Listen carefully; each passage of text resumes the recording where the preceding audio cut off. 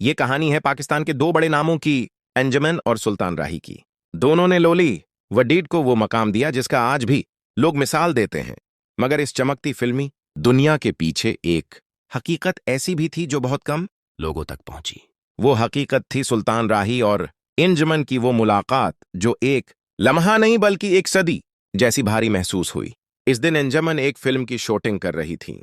दोपहर के वक्त उन्हें एक पैगाम मिला कि रात को वक्त हो तो मेरे घर आ जाना, कुछ जरूरी बात करनी है। पैगाम सुल्तान राही साहब का था।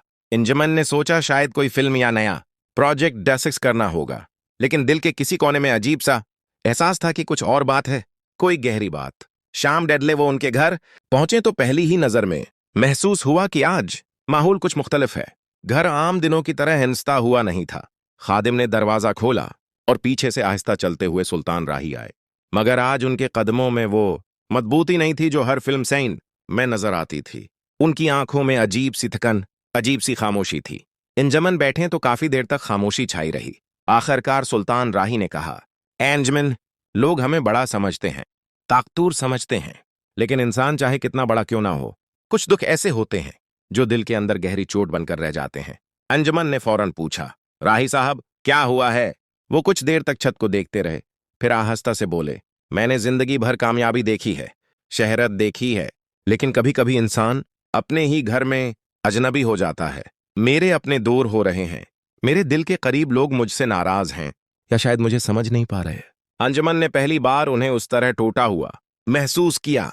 वो कहने लगे, मैं इतने साल से लोगों को खुश करता आया हूं, पर आज अंदर एक ऐसी थिकन है जिसका इलाज किसी अस्पताल में नहीं मिलता। बस किसी अपने से बात करने का दिल चाह रहा था, और तुमसे ज्यादा करीब मुझे कोई नहीं लगा।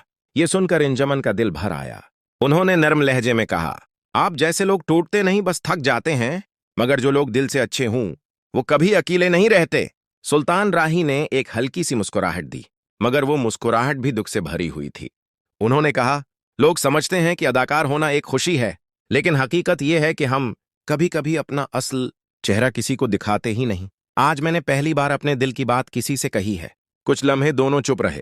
इस खामोशी में वो दर्द था जो बरसों से राही साहब के दिल में जमा था। उन्होंने अंजुमन से कहा, अगर मैं न भी रहूं तो चाहता हूं लोग मुझे सिर्फ एक अदाकार न समझें, मुझे एक इंसान के तौर पर याद रखें। यह जुमला सुनकर अंजुमन के रोंगटे खड़े हो गए।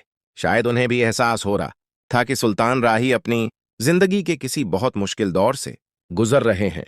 वापसी के वक्त वो दरवाजे पर रखकर बोले, शुक्रिया अंजुमन, तुमने आज मेरी खामोशी को आवाज दी है। शायद मैं कल बेहतर महसूस करूं। इस रात अंजुमन को नींद नहीं आई। वो बार बार वही लम्हे याद कर रही थीं, वही बातें, वही उदास मुस्कुराहट। उन्हें महसूस हो रहा था कि एक बहुत बड़ा इंसान अंदर से चोट खा चुका है और दुनिया उस चोट को देख ही नहीं रही। बाद में जब हालात ने क्रॉट बदली और जिंदगी ने दोनों को अलग रास्तों पर डाल दिया, अंजुमन अक्सर कहती थीं, लोग सुल्तान राही को सिर्फ हैर शाहजी या फिल्मों के हीरो के रूप में जानते हैं, पर मैं जानती हूं कि उनके दिल में